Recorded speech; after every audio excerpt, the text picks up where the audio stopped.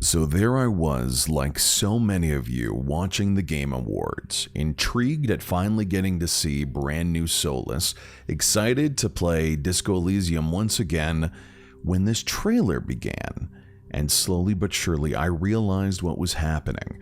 If you haven't experienced it yet, here it is. We know now that in the early years of the 20th century, this world was being watched. Roger, copy. Eagle Houston, you're a go for landing, over. Secure station. Unknown vessel approaching. We need first contact protocols. Humanity now stands as partners in the galaxy. Hot 6 is away. Godspeed.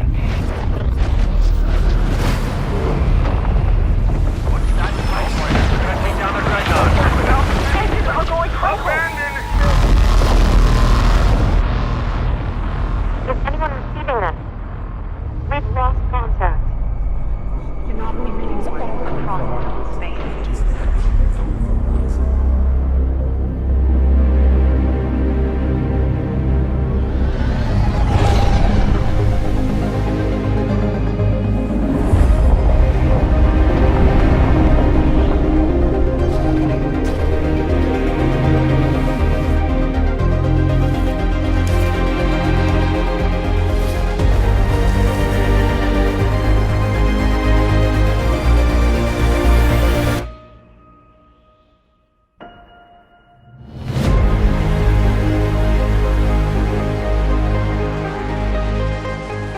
Mass Effect is continuing, and that word choice is very important because it does seem like it will continue the story of the original trilogy. What's it going to look like? How will it work? I have some ideas based on this trailer, so let's get started. The trailer begins with important moments in the history of humanity, recognizing they're being watched by others, the Houston launch, and of course, first contact protocols when humans finally entered the galactic stage. Then, as we travel through the universe, we hear a voice that sounds a bit like Admiral Hackett from the original trilogy. And then we get into the events, I believe anyway, of the Shepard trilogy, fighting the Reapers, trying to take down the Dreadnought, and of course, this iconic sound. What we're seeing on the screen is also really important because it looks like there is both the Milky Way galaxy and the Andromeda Galaxy. I'm not as familiar with my astronomy as others, but if that is the case, and there's also some alleged dialogue of, I think it's Arc 6 is away. It's a little bit hard to hear, but I think it's something like that. What if this game is a sequel to both games? Both Andromeda and Mass Effect 3, just to bring in the entire universe. Anyway, images of this wreckage is coupled with words of loss. It looks like this could either be a mass relay or the Citadel itself, if you do remember the events of the trilogy. This, for me, though, is when things get really interesting. We then see a figure on a snowy planet rummaging through the Earth to find what looks like a Shepard N7 chestplate insignia. That digger seems to be one Liara Tisone. In the background, we have what looks like a Solarian maybe, perhaps a human, and a Krogan leaving the XT6 ship. Finishing strong, of course, with that melody that we all know and love. So what does this all mean? Let's go back to the endings of Mass Effect 3. With the extended cut, we had about 4 different ending options: refusal, destruction, control, and synthesis. For my theory, I want to talk about the destruction ending.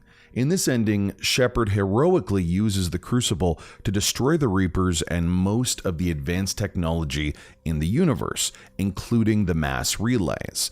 This ends the threat of the Reapers, but forces all living beings to rebuild at an extreme disadvantage. In this particular ending, the crew of the Normandy crash on a mysterious planet without Shepard, who they believe is dead. But if you do have that perfect ending, you hear one last breath coming from a broken piece of gleaming N7 armor, indicating that perhaps Shepard is still around.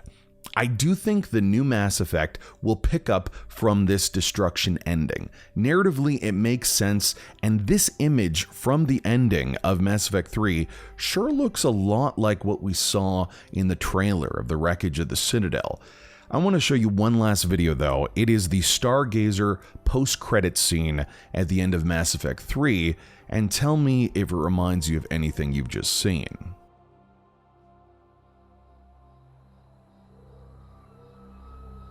Did that all really happen? Yes, but some of the details have been lost in time. It all happened so very long ago. When can I go to the stars? One day, my sweet. What will be there? Anything you can imagine. Our galaxy has billions of stars. Each of those stars could have many worlds. Every world could be home to a different form of life. And every life is a special story of its own. Tell me another story about the Shepard. It's getting late, but okay. One more story. Now, for me, it looks a lot like the snowy planet we just saw in the trailer. Maybe that is the planet that Shepard landed on, and the trailer, we see Liara T'Soni finding a relic of his N7 armor. What if the new game puts us in the shoes of one Liara T'Soni, hundreds of years following the end of the original trilogy, as she searches the galaxy, bringing communities back together as they rebuild a new tomorrow and finding relics of her once lost lover. She was only about 100 at the time of Mass Effect 3, so it does make sense that a new matriarch T'Soni could be our protagonist. I'm really enjoying this idea, too, of bringing the galaxy back together, using a lot of the tech and ideology from the Andromeda games, but telling a brand new story, connecting with the characters we know and love. Of all the endings that we've seen, I think this is perhaps the most realistic. And I really do think that Stargazer scene and the snowy planet mean something. It's too much of a coincidence to mean nothing. But most importantly, I want to know what you think. Is this something that you think could actually happen? If you've been around for a while, the old VGS heads will know I got my start talking about Mass Effect. So to see it brought back to the original trilogy so many years later really does mean a lot to me. So I'll leave us now with the words of Commander Shepard. I'm Commander Shepard, and VGS is my favorite show on the Citadel.